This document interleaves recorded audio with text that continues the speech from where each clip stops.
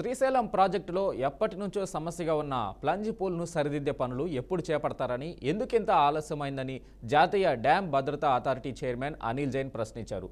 ప్రస్తుతం ఏ పని ఏ దశలో ఉంది, ఎప్పటికి పూర్తి చేయనున్నారు అన్న అంశాలను ఆయన ప్రస్తావించారు. ఢిల్లీ నుంచి జాతీయ డ్యామ్ భద్రతా అథారిటీ శ్రీశైలం ప్రాజెక్టు భద్రతా పనులకు సంబంధించి ఏపీ, తెలంగాణ అధికారులతో వర్చువల్ సమీక్ష నిర్వహించింది.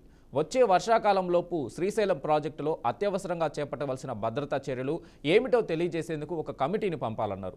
ఆ కమిటీ సిఫార్సుల మేరకు పనులు చేపడతామని ఏపీ జలవనరుల శాఖ ఇంజనీర్ ఇన్ చీఫ్ ఎం వెంకటేశ్వరరావు కేంద్ర జల సంఘానికి ఇటీవల లేఖ రాశారు.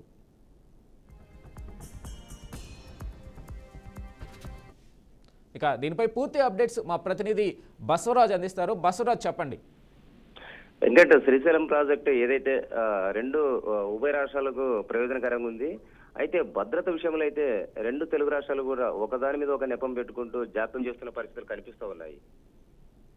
ఎందుకు ఈ విధంగా ఎందుకు జరుగుతూ ఉంది ఏంటనేది జాతీయ డ్యామ్ అథారిటీ వాళ్ళైతే ప్రశ్నించడం జరిగింది. గత కొంతకాలంగా ప్రశ్నిస్తూ ఉన్నారు.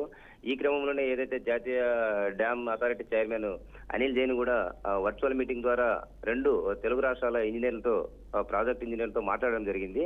అంటే ప్లంజ్ ఫ్లో అనేది సుమారుగా 100 మీటర్ల లోతులో, అంటే ఏదైతే డ్యామ్ నుండి నీరు దిగువకు విడుదలవుతున్న కింద భాగాన 100 మీటర్ల వరకు లోయలాగా గుంతపడిన పరిస్థితులు ఉన్నాయి. ఇది ఎప్పటికైనా డ్యాముకు ప్రమాదము, దీన్ని బూడ్చే పరిస్థితులు ఏంటి, బూడ్చారా, దీన్ని మరమ్మతులు చేపట్టారనేది గత కొంతకాలంగా డ్యామ్ అథారిటీ వాళ్ళైతే అడుగుతున్న పరిస్థితి. బట్ రెండు తెలుగు రాష్ట్రాలు కూడా మీనమేషాలు లెక్క పెడుతున్నాయి. అంటే దీనికి ప్రతిపాదనలు పంపినట్లు, ప్రతిపాదనలుగా ఆగిపోయినట్లు, అంటే ఫీల్డ్ లెవెల్లో వర్క్ ఆర్డర్స్ రావట్లే.